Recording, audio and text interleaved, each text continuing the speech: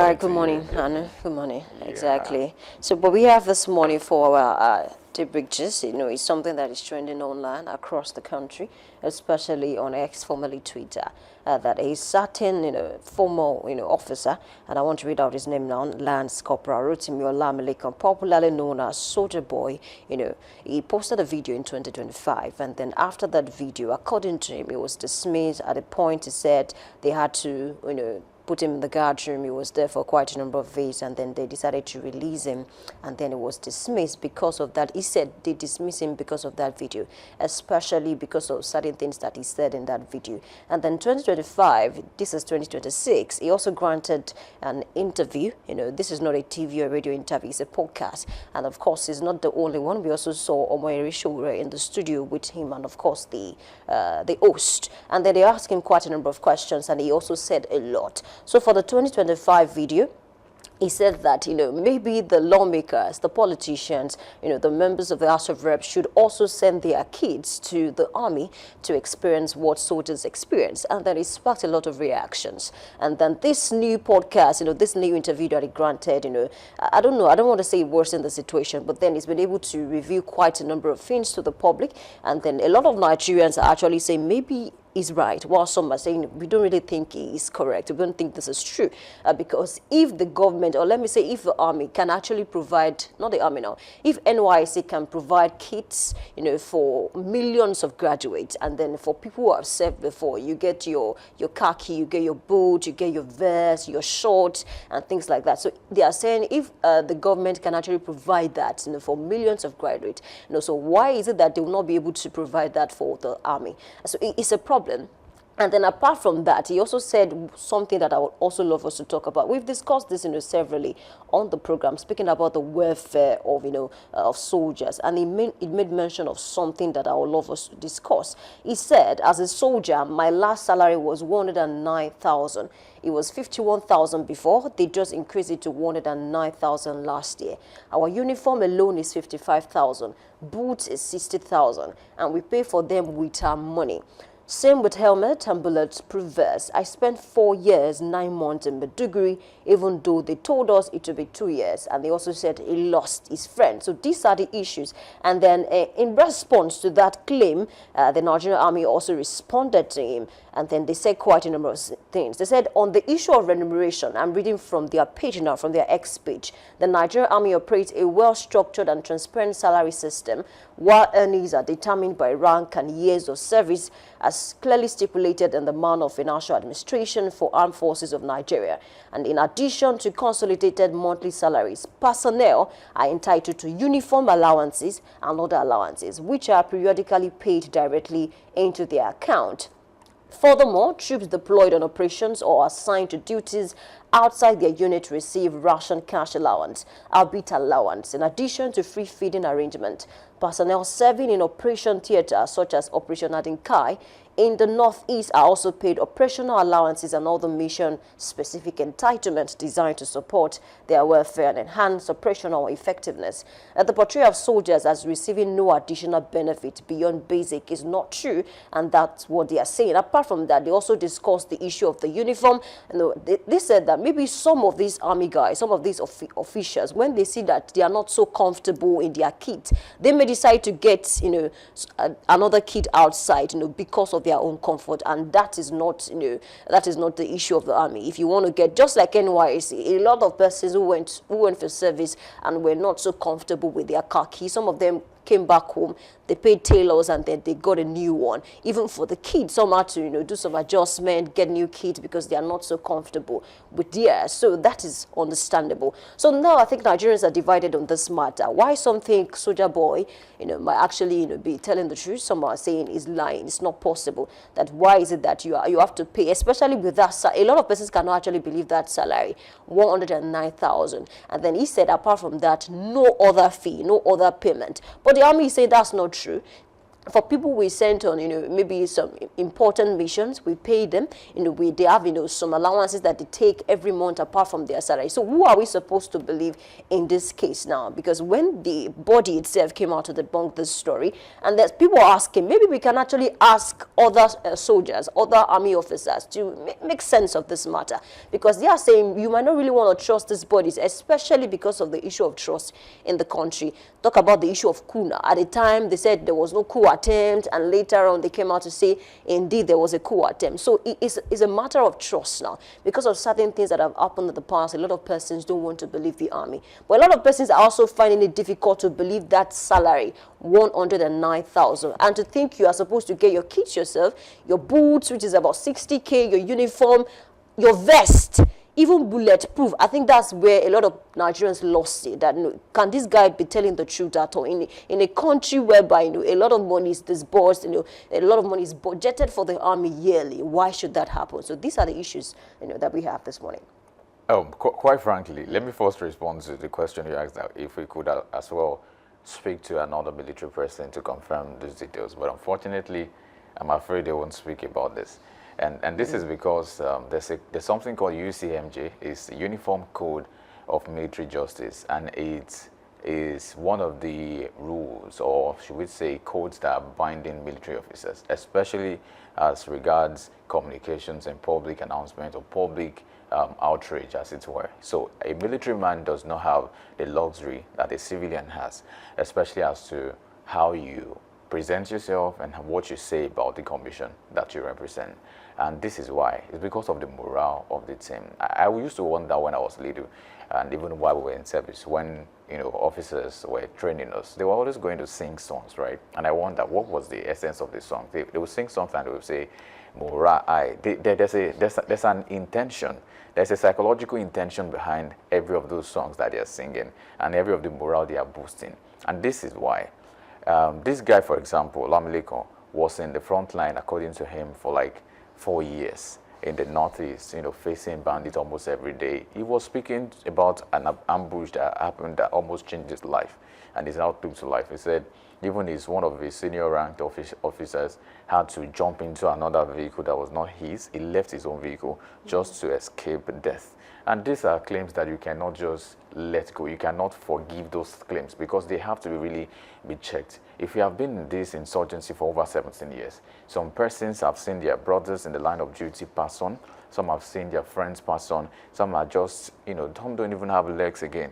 They have been they have lost their limbs or something during one of the attacks and all of that. And you can imagine what this means for an average soldier. Now, there are two sides that I'm going to take this from. The first side is to say, yes, he has violated the UCMJ, the Uniform Code of Military Justice, how that there are certain things you cannot say because you don't want to down the morale of the team. The military, I mean, it's quite a very delicate, it's a delicate situation for them right now because they are still facing, it's not as if they are done with the Boko Haram insurgents and every of those ISIS and ISWAP people. They are still fighting, right? And there are still people at the front line. Fortunately, or perhaps unfortunately, they have access to their phones. They can see your video. And if an officer who has been in the system for that long time is saying this, how does it play out in the minds of the young ones who just got recruited? Because they'll be afraid that, oh my goodness, there's no hope for me. Like you said, 51,000 was what he said they were receiving before they increased it to 109,000. How can that feed a family? He also said he has he has children to feed, he has a mother to cater for, he has some other responsibilities. Of course, we all do. And it's something to even think about the welfare. I think we've also, like you mentioned, we've discussed this again and again, and we would not stop drumming this beat until they dance to it. I mean, the people in power. We have to get to understand that remuneration, emolument, allowances for military men should be as high as it can encourage them. We need a lot of encouragement, especially from that side. And I think that was the angle Olamilekun started this conversation from, to say, you know what, guys, the welfare of the military is nothing to write home about. It's something we should work on. And I think if we dismiss him according to the code, that is okay. How about we now tackle the issues he has raised, right? This is bringing the issues to spotlight. I know a lot of, this is again, there are many Olamilekuns who have not come out. Because these guys, if it was true that Olamilekan's claims were valid. There are many Olamilekans who have not decided to use the social media. But I can tell you this is a conversation that is going on between the military, the ranks and files. They must have been talking about this, that we do not like this, especially when they watch videos and they see a senator or a minister parading vehicles. What is he doing for Nigeria that we are not doing? We are putting our lives on the line. We are at the front line of battle every day. These guys have superior weapons. We are facing them. We are using skills and tactics. We are trying to do what we can do for Nigeria. Some people are sitting inside AC and they are making, sometimes they even sleep. And we see a lot of videos, and this does not encourage anybody. If it's the same Nigeria that we all belong to, then we should all be responsible, right? I can't lay down my life and somebody is laying down his head inside an AC. We have to also be, I'm not saying, this is why he called out politicians, right? That was exactly why you had to call them out to say, you know what, let's have this. Governors, senators, bring your children to, let them come and face what we are facing. And I can assure you, just as much as that might be a wrong statement coming from a military man, I can assure you that if that were to happen, insurgency would not leave till tomorrow. If we have senators' children joining the force, because I'm sorry, some of them might lose their lives. And of course, these guys want to do something to say, you know what, we have to cancel this. We have to make sure that we are eradicating security, and every form it has, you know, really messed up with our country. And I just see that this is a good time to really talk about welfare or welfareism in that sector, the military. But again, maybe just to put an addition to say, Olamilekan was not supposed to say this. So I would guess that he knew or is abreast of the conduct that binds him, especially with regards to political statements, one, regards to, you know, saying something about the commission that he represents. So I'm so sure he knows this. So he knew even before he was dismissed that he was going to be dismissed. He knew before using whatever social media outlet he used to like propagate this. He knew something was going to come at the end of the day. So I'm just hoping that he's not surprised that all of this happened. But he mentioned some of the things he went through. But I can also maybe give you references to some other places in the world, like China, for example. We've heard cases of this that happened, and then the perpetrators, according to the military, were the word they wrote there. I don't want to say, but they were what's the word? I'm trying to remember what the way it was. They disappeared. You know, they sponsored their disappearance kind of thing. So you don't want to imagine what happened to them. But what is very consistent with the military is that they have court-martial process, and sometimes if it means that this person has to be taken away, they take the person away. I know maybe for some grievous offenses that are more than this, maybe that can cause national divide and all of that, yeah. But this exactly is the way we should look at it. Olamilekan was rightfully, I just want to say that, was rightfully dismissed. He has to go for what he said. Because you don't want to encourage this kind of thing. If you don't dismiss him, someone else will come up tomorrow in the army and say the same thing. And how does it reflect on the morale of the army across board? When we know that there's still insurgency, there's still banditry in the northeast and northwest, and even some other parts of the country. And these are certain issues we should look at squarely. So Olamilekan has to go. But again, let's look at the welfare of military personnel. How much, 109,000, if we table it down now, how much can that really do? What can that really do in this economy? If you earn 109,000 there and you have children to feed, you have, of course, it mentioned that, of course, the accommodation is sorted because they have to stay sometimes in barracks, sometimes at their duty posts where they are posted. But if they have to buy bullets, buy vests, buy shoes themselves, okay, maybe this is why. I'm not saying this is true, but I'm saying there's a chance that this is very close to being true, because we've seen soldiers with, I don't know how best to say that, but let me not go that far. But I've seen that some soldiers really do complain, right? They do complain about their welfare. They do complain that things are hard, things are tight for them. And these people really do. I think if there's anybody that should be well remunerated, it should be the military. You don't want to imagine what these guys are doing. That's why you see in other climes of the world, it is one of the most juicy offers you can get. You remember we were talking about the Russian case, how there were claims that people were just, cross-carpeting, so to say. People were jumping from African countries to go and join the Russian army, and they were put on the front line. But these guys did not mind, because, of course, I saw how much they were going to pay them, and it wasn't a joke. Mainly in developed climes, right? The countries have, really put a lot of fund into this particular ministry. And we have a lot of fund also in the ministry, at the military department of the country. We do have, but where the money is going is another conversation we should keep having. I remember when the president was going to present his budget, and he was saying that our emphasis will be on security, and then they mentioned the amount in trillions. I was so surprised that we're still having the same thing. What happened to increasing the salaries of these guys in the first place? If we have to budget that much for the military or for security, how much should go into these guys' coffers? They should have a benefit on that. It should not be that we're just buying ammunition that we're not even seeing. We've had cases where even the senator came out to say, I think a couple of weeks ago, and he said military men are retreating from battle line because of shortage of ammunition. That should not even exist in the country. This is a country. This is not the region. This is not just a place, that a local community. This is a country. Nobody should be able to overpower Nigeria, especially when it comes to ammunition. Not even this ISIS, the bandits and the likes. We should have enough intelligence and enough weapons to really tackle these issues. Because if you don't have this, what then is the end? Why are these guys fighting? They are fighting with a blade or with a knife, with somebody that is carrying a bazooka. How do you expect them to win? And we keep saying the 17 years in all of these insurgents that we've been facing, it is not acceptable. And I think it's high time we started raising our voice to this, to say, whatever money you think you're pumping into the military, please pump it to these guys too. Don't just pump money into resources. Pump money to human resources. Those are the people that are going to wield the gadgets, use the gadgets. Those are the people that need encouragement. The guns, we need to buy them. I agree with you. But we also need to get these guys well-fed, well-paid. They should be boasting of nothing less than 200,000. I mean, at the lowest rank. And this is a conversation we should keep having.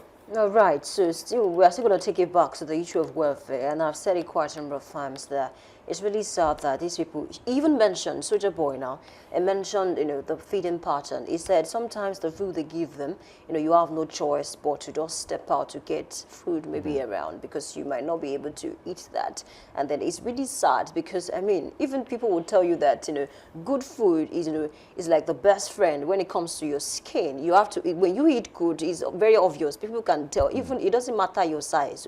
When you eat good, people can tell that you're actually eating good. So if these people are not eating well, how are you supposed to, how do you expect them to do better in terms of, going to the battleground or the battlefield and then winning? So it's a problem. And then as much, I really do not like to compare Nigeria with other countries, if not for cases like this. Because, I mean, I've seen videos online of some Nigerians serving in the U.S. Army, and then when they make videos of their meal, maybe their breakfast or their lunch or dinner, a lot of persons are even asking, what am I even doing in Nigeria? I can just come over and join the army. If I can get this kind of treatment, this kind of breakfast, for being, a soldier. So it speaks to the issue. So it's a problem. And then I don't know what is going on, because, I mean, recently their annual budget was even increased, especially with the issue of we don't have arms, we don't have this and that, and then because of the feeding pattern too. So at the end of the day, the government, complained bitterly the other time. Don't forget that,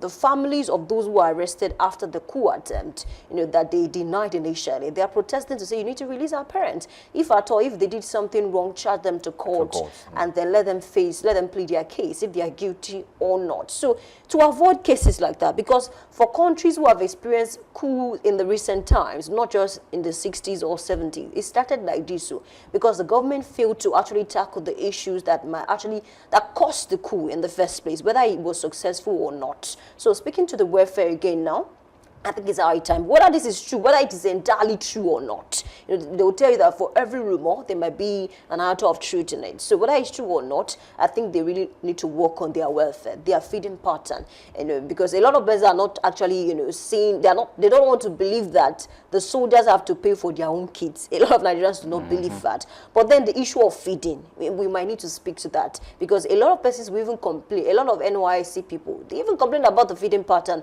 in camp. But some people will tell you, maybe this one is just, a Nepo baby that doesn't really want to eat this and that. So they can always get whatever it is they want to eat on camp. But then these soldiers, they need to be fed properly. So their welfare, they need to work on that. And if that salary is indeed true, I think something drastic must be done. You don't expect a soldier, an officer, to take home 109,000, even if you're not married. Soldier boy is married, even if you're not married, even if you don't have kids, even if you're 21 or 22, I don't think you can make do of 109,000 naira in a month. Not in, forget this economy. 5-10 years ago, as a soldier, I don't think that will go anywhere. Not even, let's not even talk about now, because the economy, you know, is a, I don't want to call it I don't want to use that word now, but the economy is dangling. It's a lot for, you know, people to actually talk about. So we need to work on the welfare. And then for soldier boy, I also read that, you know, in my research, I found that he's been able to venture into fashion. He opened a fashion store recently, and then so people are even applauding him. It's like you knew they were going to dismiss you, just like a mentor. Obviously, if you talk about things like that, I mean, chances are high that they will dismiss you, because you're not supposed to say those, even as a core member. I recall that reading, there's a particular book now, when you read that book, they will tell you there are certain things you don't say outside. You know, because you are not a military person, but because of the system of NYSC, you don't say certain things outside. That was why the case of this lady that said some things, you know, went viral and caused a lot of issues. At some point, they were not even going to allow her to graduate, you know, with her mate, if not for the likes of Showore that came out, went to LG, and then they complained bitterly, and at the end of the day, she was able to graduate with her colleagues. So it's a problem. So there are certain things you don't say, fine, but can we see? That's why it's going to be difficult until people, you know, cultivate the habit of speaking truth to power. See, a lot of things we keep going wrong. So if we keep saying, let us, you know, cover this and cover that, let's not talk about it, generations will suffer. And then even philosophers will tell you that, you know, evil will continue to reign if we don't have people who can actually speak truth to power. So it's a good one. And then I think it's a call up to the government to actually work on this. I mean, set up a committee. If at all this is wrong, maybe some persons are trying to maybe siphon the money, allegedly, you know, according to some Nigerians. You need to take the tweets now. Can we set up a committee that will work on this, you know, ask the soldiers, ask them questions, you know, grant interviews, speak to these people, feel their pulse. Let's know if this is true for some persons. It could vary. Do you know that? It could actually vary. It could be that some persons, maybe some soldiers in some areas are going through this, and it's not the same for the entire country. So we can actually look into this, set up a committee, find out whatever it is that is going on, and then if this is true, and then they need huge compensation, because no one should go through this, honestly. Let me just buy a point from one of the points you've made, and this is what I want to say. Sometimes it's good to also think about things that have not existed before, especially if there's a need for it. And I want to say that I don't know how much of training they give to the military people, but I think it's high time they increased it. Well, we've seen in developed climes and some other places around the world where the soldiers, you see them have conferences, you see them have sessions, and then you are just, it's so beautiful to watch. You just want to say, this is nice. If an average soldier can be addressed this way, can comport himself this way, can have sessions. Some of them go for courses, and then they show videos of where they're taking courses, and we need a lot of education. And for a lot of people, if I don't know if you know, but one of the things that is very paramount to humans is that human development is the best investment you can make. If you can improve these guys mentally, their morale will not come down. If you can improve them, if they can, you can encourage them to do more of studies, and so maybe they up their game and get to walk the ranks to the top. I mean, it's a lot of benefits for these guys. Let these guys have something in projection. Let them have something to say, this is what I'm working towards. In the next 10 years, I should be this. Not because they just want to climb the ladders of their rank and file, or because they understand the way to go and that it is easy to do. We've seen a lot of times where people complain about the fact that they don't get promoted easily. And why don't they get promoted? So we should institute things that can help them. Training, classes, sessions, conferences that can help these guys also up their games. They can also become as envied. We can envy them. Other countries should envy Nigeria, the Nigerian military. Right, and the implication of promotion is that, you know, your salary will go up. And then I think he mentioned it as well, that, you know, for some persons, they are collecting about 150 or 160 thereabout, because, you know, I think it's a corporal, you know, for some other person. So the implication of that is once you get promoted, they shoot up your salary. So all the bottlenecks around the promotion issues also should be fixed. We need to work really. If we really want to make this country work, I was saying yesterday, we all have to work. Every hand must be on deck. We all have to put in the effort, the sacrifice, the tears, the sweat to make Nigeria better. And I guess that's where I'll just nip it today. All right, so I think it's a fine place to leave that discussion. We know that, after all of this, we get to see more revelation about, the claims made by Soda Boy.